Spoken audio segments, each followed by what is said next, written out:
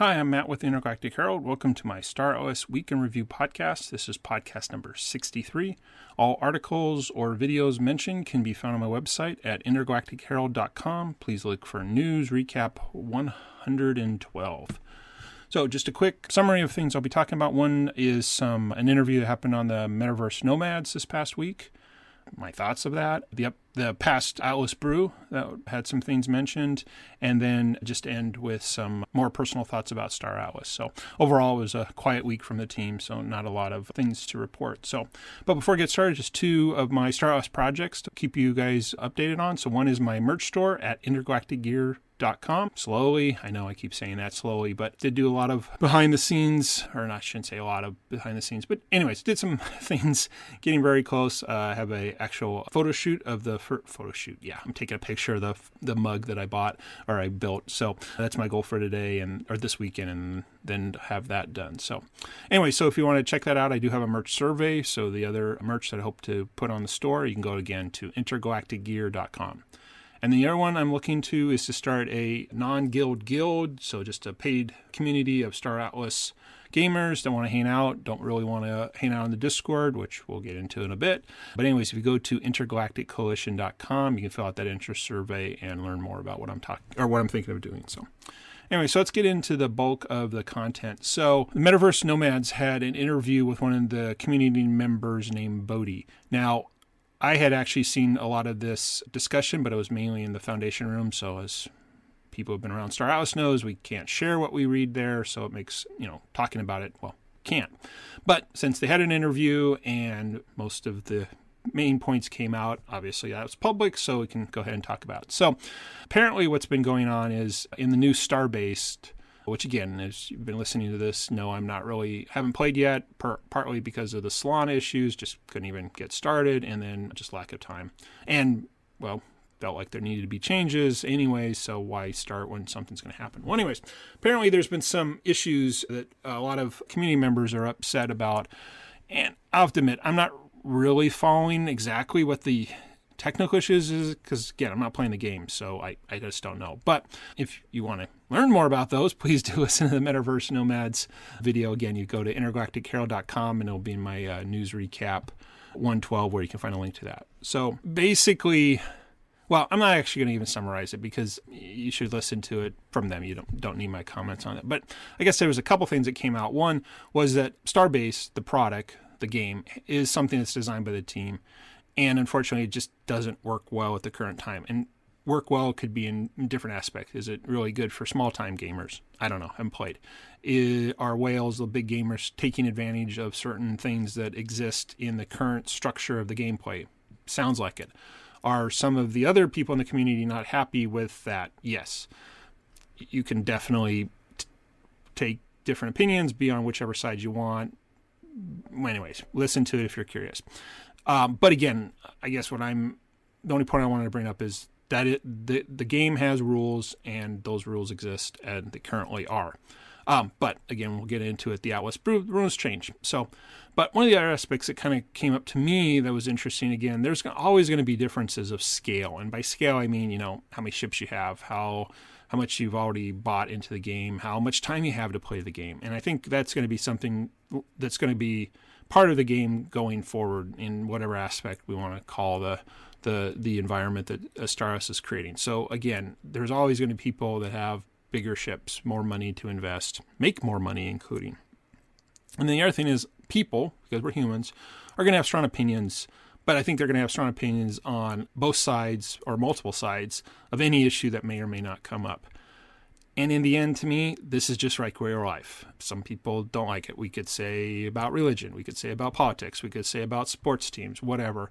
Not shocking that a video game has those same kind of things. So that's pretty much all I'm going to say about the interview, but I will go ahead and give you just a little bit of my kind of personal stance. And this is just me. I'm not trying to criticize any particular person or group or whatever.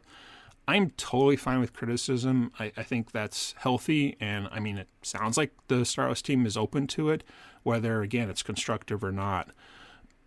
But if the game allows you to have a certain style or do a certain philosophy, okay, cool. That's fair game to talk about. Nothing wrong with that.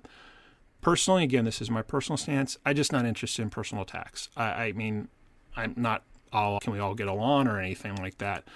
But again, this is a video game to me. I know some people, hey, real money is involved. Okay. Again, again, that's perfectly fine. That's your philosophy. That's what you're concerned with. That's all fine. I have enough stress in my real life that to me, this is a game. This is my entertainment. This is my hobby. I don't need the stress. So, again, following along with this, it's just not for me. However, I do hope that Star Atlas, the game, the actual game, not today, but the vision, the long term, is going to be big enough for everybody to have a place in it in whatever way they want. And again, we already know that there's going to be 3 zones. There's safe zone, medium risk zone, and the high risk zone, and those have different play styles. There's, again, who knows exactly what it'll be, but sounds like, again, the safe zone, there may not be combat, or again, it'll be completely mutual. The high risk zone, there will be combat, but or you lose stuff in your ship, but not your ship. And then, of course, obviously, the high risk zone is the ultimate where you can actually lose it. So if you have all of those, I mean, a lot of people and a lot of different gameplay styles. I'm really think that's a great way to do it, to give options. Partly that if you're just getting new into the game or really don't care, you don't have to be in a zone where even combat's possible. You could just hang out, and I think that's great. So, and to summarize this section, you don't have to agree with me at all on my personal stance. That's perfectly fine, but it's how I am, and this is what I think of a lot of other people. They have their personal stances. I don't have to like it, but I don't have to criticize it either, and that's just who I am, and I'm just in it to play a game and learn and things like that. So anyways, but again, that was a big thing the past week. Now, since I wrote those notes, because again, the Metaverse Nomads interview occurred on last Sunday. Wednesday, they had the Atlas Brew, and Santi was back from his travels. Then they wanted to kind of address a little bit of the community, and I think it was Dom mentioned that they had created a new Discord channel called the High Risk Zone. And their idea for that is if you really want to get into, again, I'll date myself, flaming people. I know that's not what it's called nowadays, but that's just what it's called to me. Trolling, I guess is the word. Whatever. Go there. That the rest of the channels need to be a lot, not for that kind of thing, and they're going to start moderating better. So I give the team credit for that, being patient, letting it work itself through, creating a place where people did want to have that. And again, it goes back to what I was saying before. Hopefully it's big enough for all of those. If it's all in one area and you're not interested in that, just don't go read that channel. So again, I think that all sounds really good. The bulk of the Atlas Brew, though, was more about talking about some changes that were announced that day in the Star Atlas Discord. They were economic changes or gameplay changes. So both Chris and Chip, the 2 respective, again, don't know the exact titles, but pretty much the leaders, directors, whatever, of those 2 areas, again, economics and game design, kind of went through some of those changes. So one, again, go listen to it because I can't summarize the whole thing, nor that's not my intent of this podcast. I'm just kind of analyzing and bringing up interesting tidbits that appeal to me. So go listen to that, and also read the Discord that has the actual changes. So one thing that was interesting that was mentioned, and I thought this was actually really a good point, that there are some fixed costs about having a game on the blockchain. And those, I think, again, were the account fees, meaning the Solana, like you do something and it causes an account to be created on the blockchain. I think like making a fleet.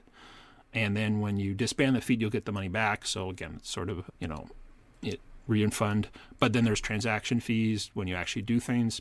And with the whole Solana things and now these priority fees, so the fees are becoming an issue. And it was really mentioned that it really impacts small players. But I thought what was really interesting is how it impacts the small players. So if you have a large fleet, you're paying the same amount of fees to build that fleet than if you have one small ship. So there is not a proportionate part of that fee. And the team did mention, that's just how it is. And so I think, again, that's important to realize. Now, it doesn't say that that isn't impacting small players and maybe discouraging them from wanting to do it or, quote unquote, making money doing it. But again, makes sense and puts it in context. So I think that helps.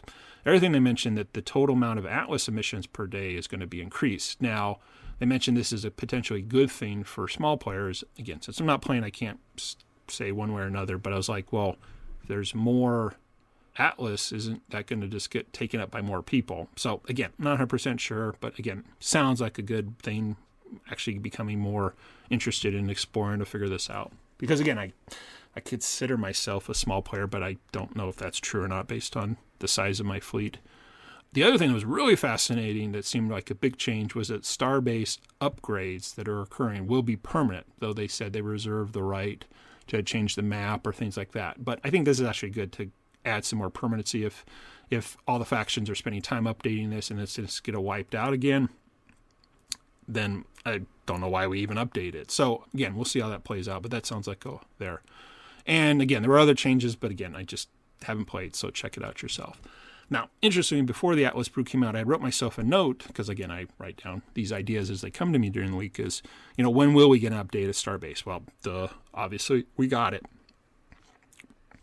So are these the updates that now, hey, things are fixed, we're going to get better? Again, we'll have to wait and see. But I do want to give kudos to the team for making changes, and it was interesting to hear either Chris or Chip say that, they've been listening, they've been thinking, and it takes time. There's programming involved. Some of these changes don't come out for a few weeks. So I think the biggest takeaway from all this is, and again, I've stated it before, coming back to what CEO Michael Wagner said, is this is a pre-alpha, pre-release, work in progress, building in public game. So take all that when you get something doesn't work, either a bug or you can't play or the gameplay is not the way you want it or whatever.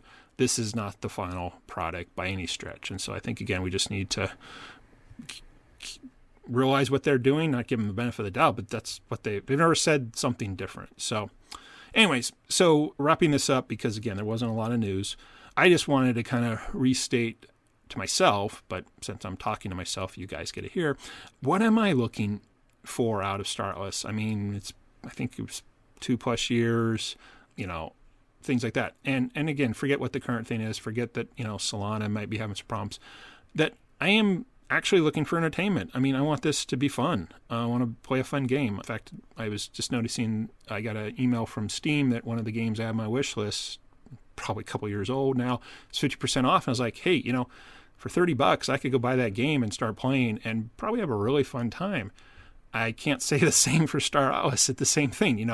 If I hadn't, have ships before, or if I didn't know how Sage Starbase worked because of Sage Labs and Escape Velocity, Barrage Entry, I mean, even the Surge thing I've said before, that seemed really fun, and now it doesn't exist anymore, though I think it might have come back for the weekend or something.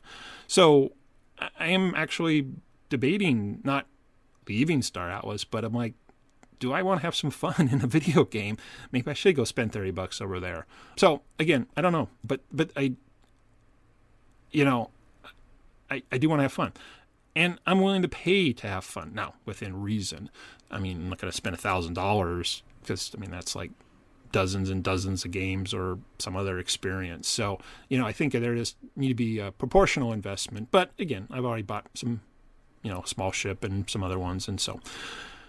But the other thing I realized that I am kind of trying to figure out more and more about in Star Atlas is this kind of, I guess my concept, will call it harvesting resources. And again, I've mentioned before, I've always liked real-time strategy games, and they always had some sort of harvesting mechanism. Thinking back to Age of Empires, you had food and wood and stone and gold, and then you put those together and you train soldiers and all that other stuff. I feel like that's the long-term goal of Star Atlas, where we'll be doing that, and we have some of the mechanics, but I'm not seeing like what's really involved right now to get the next thing, because the next thing isn't something I can do. Again, upgrading a Starbase, okay. If the outcome is more Atlas, yeah, I guess, but just buy some Atlas, So, and again, I haven't been in Starbase, so, but this is more of a general thing. So, but harvesting resources does obviously going to take time. That is a mechanic in video games that you put in time to get something out of it. And again, with the benefit of blockchain and Web3 games, you have a tangible asset that could be sold or exchanged, unlike, a different game where you just have this item that's locked in the game. So again, we don't need to rehash the benefits of blockchain games and Web3. But on this idea of putting time involved, if you put so much time involved, that's called work. That's not fun. And I am looking for fun. So maybe in the current time, the harvesting resources is not fun. Again, I haven't done it, so again, I'm talking without saying. But again, I stopped Sage Labs because it wasn't fun after I got the rewards that I was interested in. So, but in the long term, maybe none of this matters, because in the future, with different aspects, specialization in roles, things like that, maybe this is all going to be a moot point. But again, that's the future, and I've said many times, the future hasn't been written yet. We don't know. We don't know where the game's going to go. Things change, whatever. So we'll see. But again, those are sort of my thoughts on, again, what I am looking to get out of Star Atlas. So I'll wrap it up at that point. So again, love for you to get involved in some of the things I'm doing. If you're interested in helping me with my merch store, please go to intergalacticgear.com and fill out the merch survey. If you're looking for a different community online experience that I'm hoping to create once enough there, some of the benefits again are going to be threaded discussion, email alerts when there's updates,